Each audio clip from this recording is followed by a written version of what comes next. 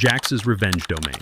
Staff can wait outside. This meeting is for executives. You know that feeling when someone dismisses you before you even open your mouth? That's exactly what happened to me on a Tuesday morning that changed everything. I'm Vincent Crawford, 49 years old, and I'd been the senior systems architect at Nexora Energy Solutions for 15 years. Before that, I spent 12 years in the Navy building radar systems where failure wasn't an option because people's lives depended on getting it right the first time. Look, I'm not the kind of guy who makes a big deal about respect or recognition.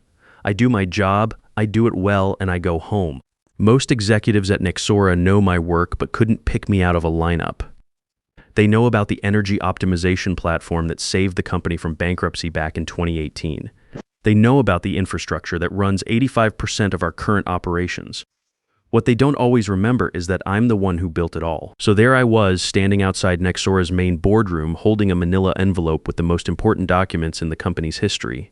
And CEO Bradley Matthews just told me to wait in the hallway like I was delivering lunch. The thing is, what none of them knew was that the technology they were about to sell for $1.8 billion was built around a patent I filed 7 years earlier. My patent, my name on the paperwork. And that licensing agreement, it expired at noon that day. Let me back up and tell you how I got there. That Tuesday started normal enough. I walked into the building wearing the same navy blazer I'd worn to every important meeting for the past decade, but today was different. Today was the day Nexora was closing their biggest deal ever, $118 billion from Goldman Sachs and 2 other major investment firms. The whole building felt different. Security looked sharper. The receptionist actually made eye contact instead of just waving people through. You could smell the money in the air. Our legal department had called me at 10:30 that morning. Vincent, we need you in the boardroom at 11:30 to finalize the patent licensing renewal before the investment closes. Simple enough, right? I grabbed the manila envelope I'd prepared weeks earlier and headed upstairs. Whether Matthews hadn't read the updated attendance list or just figured anyone from the technical side could wait, I still don't know. The thing about corporate hierarchies is that most people decide who you are in the first 3 seconds they see you. Not by what you've accomplished, not by what you know, but by how easily they can categorize you. Navy blazer, manila envelope, standing near a boardroom but not quite dressed like the executives inside, must be support staff. I reached those glass doors just as the meeting was getting started. Through the transparent walls, I could see investors lined up on one side of that polished conference table, Nexora executives on the other. Matthews was already halfway through his opening presentation, gesturing at slides with the kind of confidence that comes from never having built anything yourself. He spotted me near the doorway and gave me one of those quick looks, you know the type. The kind where someone's already decided what role you play in their world before you've said a word. Then came that polite but dismissive smile. Sorry, he said, not looking particularly sorry about anything. This meeting is for executives only. He gestured toward the hallway like he was directing traffic. Staff can wait outside. One of the investors actually chuckled. Another one muttered something about coffee service that got a few more quiet laughs. Matthews didn't correct them. He just gave a little nod to his assistant by the door, and that was it. The glass door closed between us with a soft click. For a moment, I just stood there feeling that familiar sting. You know what I mean? That split second when someone dismisses you and you're not quite sure if you should be angry or just walk away. But here's the thing they didn't realize. They just locked out the one person in that building who could make or break their entire deal. See, while they thought they were keeping some random technical guy away from their important business meeting, I was standing in that hallway, knowing something they didn't. The entire $1.8 billion deal they were celebrating depended on technology they didn't actually own. And I was the only person who could decide whether they ever would. The hallway outside Nexora's boardroom is all glass and polished steel, that modern corporate design meant to look impressive while making it crystal clear who belongs inside and who doesn't. I positioned myself close enough to hear voices through the glass, but far enough back that none of the important people inside had to acknowledge my existence again. Matthews was moving through his presentation slides like a man who'd already mentally spent the investment money. A junior project manager walked by and handed me a stack of reports without breaking stride. Hey Vince, could you drop these off after the big meeting wraps up? He didn't wait for an answer. A few minutes later, someone from operations stopped to check his phone near where I was standing. He looked up briefly. They're doing catering in there today. If you're heading in later, think they need more coffee set up. I could have corrected him. Told him I wasn't facilities or catering or whatever he thought I was. But after 15 years in corporate America, I'd learned that most people see what they expect to see. fighting that takes more energy than it's worth most days. Through the glass, I watched Matthews advance to his next slide, Next Generation Energy Optimization Platform. He stood next to it explaining the architecture to a room full of investors who were hanging on every word. Flow diagrams, load balancing systems, automated optimization protocols, it all looked very impressive on that big screen. Every single line of that system was familiar to me because I designed it. Not supervised its design, not managed the team that built it. I personally wrote the code and configured the hardware. 7 years earlier, working in a basement office when Nexora was 3 months away from bankruptcy and nobody cared about job titles, because we were all just trying to keep the lights on. Back then, the previous CEO had been very clear about something. File this patent under your personal name, Vince, he'd said. If leadership ever changes hands, I want the company legally required to respect the person who actually built this thing. So that's exactly what we did. Nexora got a licensing agreement to use the system, but they never actually owned the technology. They licensed it from me, and that license required annual renewal with my signature. The old CEO understood what that meant: respect the guy who built your foundation or risk losing it. Fast forward to now, and here I was watching the new leadership promise investors $1.8 billion worth of technology they assumed belonged to them. My fingers started tapping that old pattern against my leg, -0101 binary code. It's something I do when I'm processing complex problems, a habit left over from my Navy days when we had to think in systems and backup protocols. I checked my phone. 11:35 a.m., 25 minutes until the licensing agreement expired at noon. Inside the boardroom, Matthews was hitting his stride. This platform represents Nexora's core competitive advantage. He announced to the room like he was revealing state secrets. With the right capital injection, we'll dominate the energy optimization market within 24 months. The investors were nodding along. One leaned forward with interest. What about scalability concerns? Can this system handle the kind of growth you're projecting? George Abbott, our CFO, tapped his pen against the mahogany table, probably cost more than my car. The architecture currently supports 85% of our infrastructure, he explained with the confidence of someone reading from a well-prepared script. Client dashboards, grid management, real-time optimization protocols. It's all proven at enterprise scale. I had to give them credit for knowing the talking points.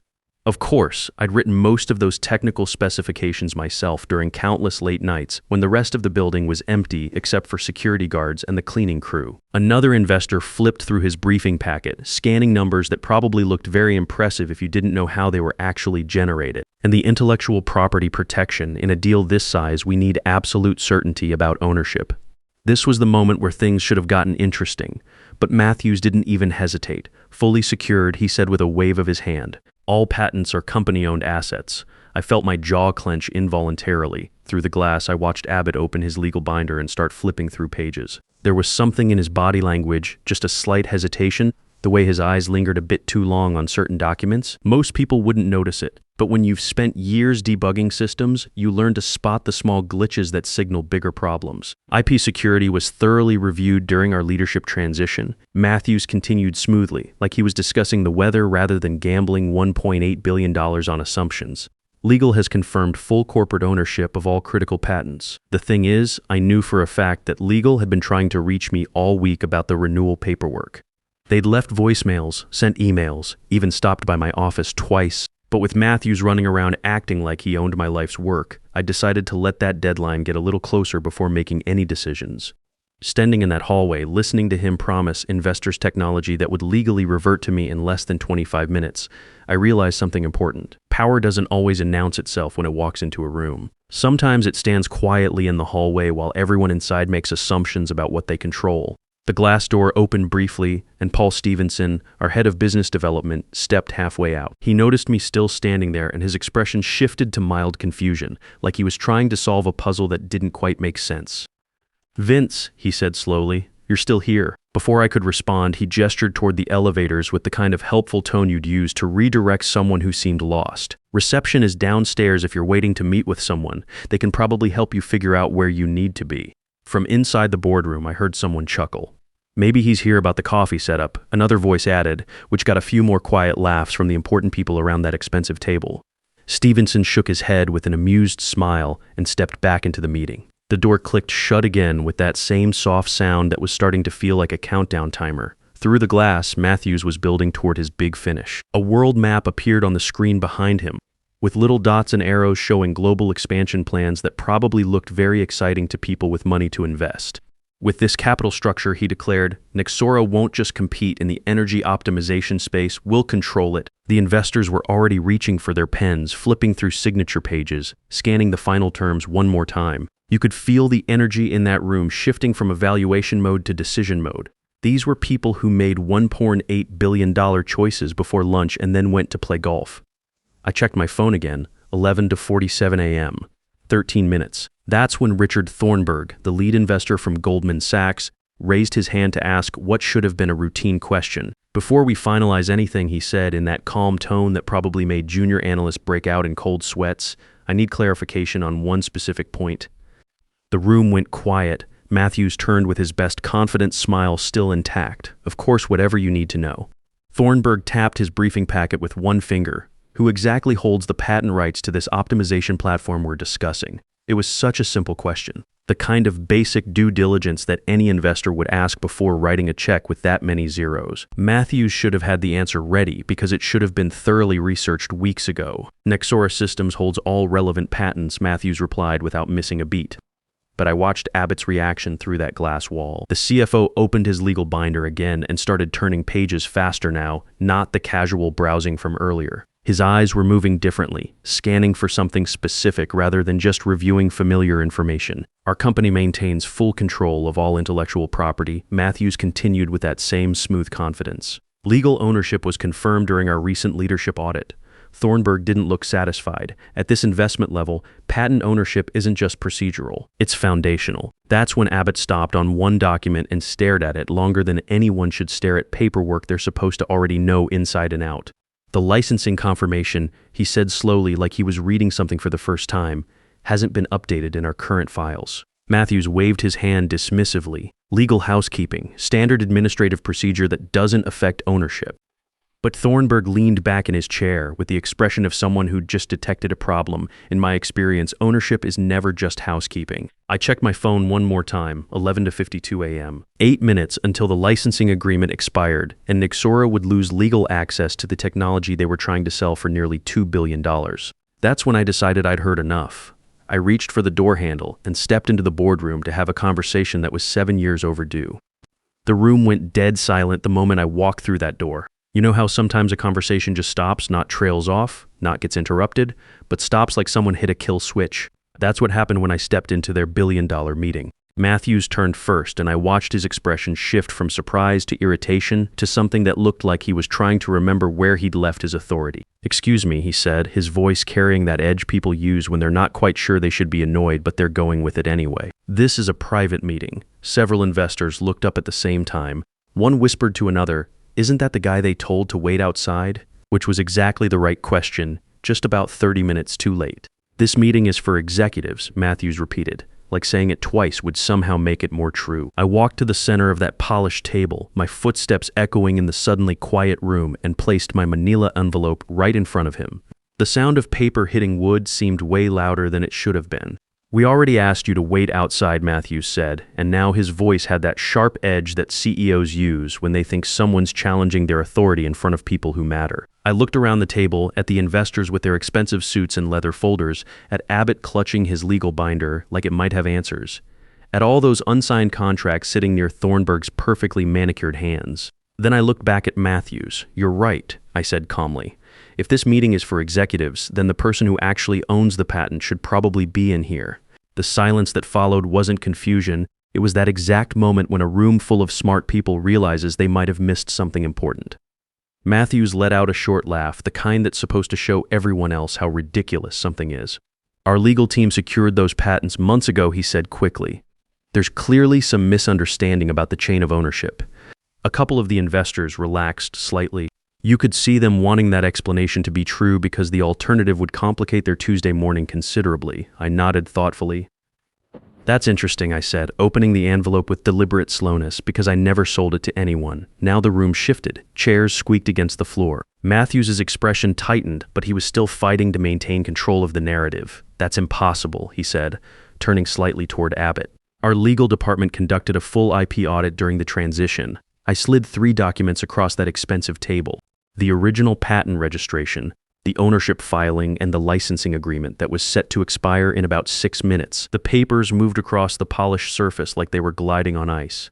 Abbott picked them up first. His face stayed neutral while he read the headers. Then I watched his eyes slow down as the words started to register. He flipped through pages methodically, the way someone does when they're hoping the information might change if they read it differently. Finally, he spoke up, and his voice was quieter than it had been all morning.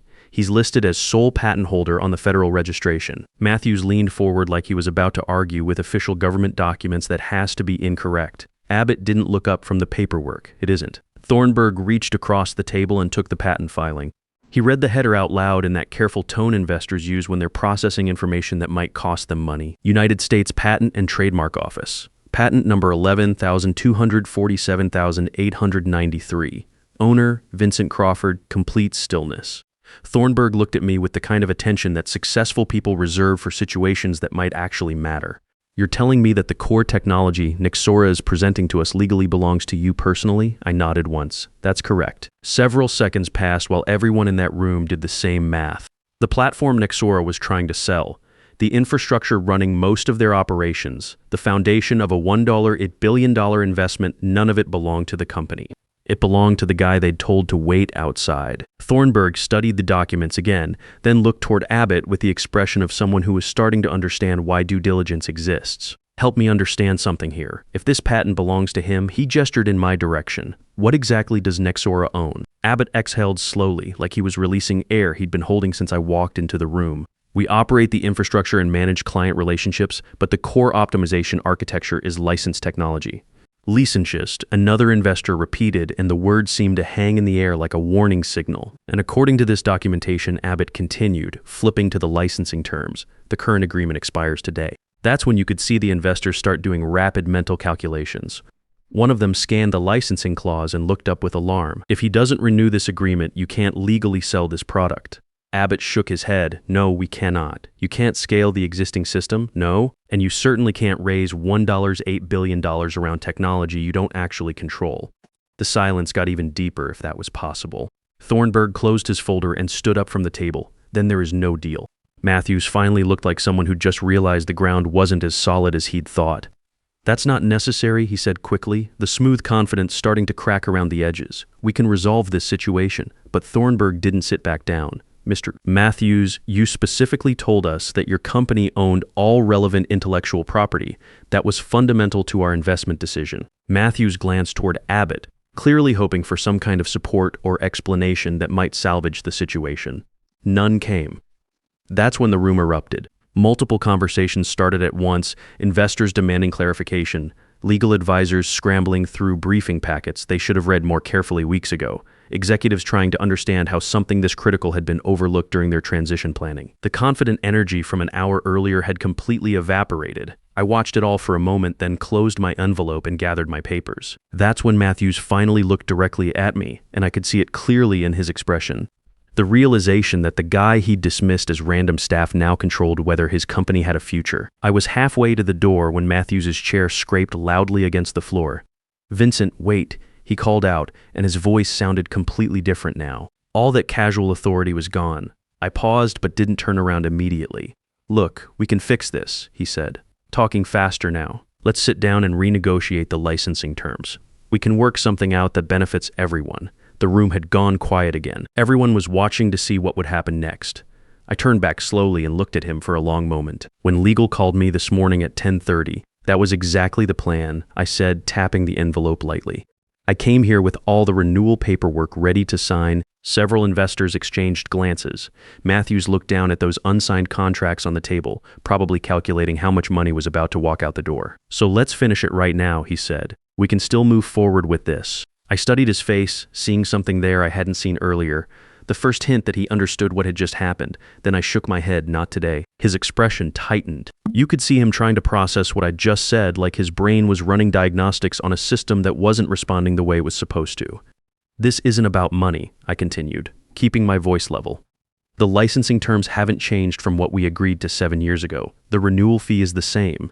The usage rights are identical. Matthews looked confused now, which told me he still didn't understand what had actually happened in this room. I gestured toward the boardroom door.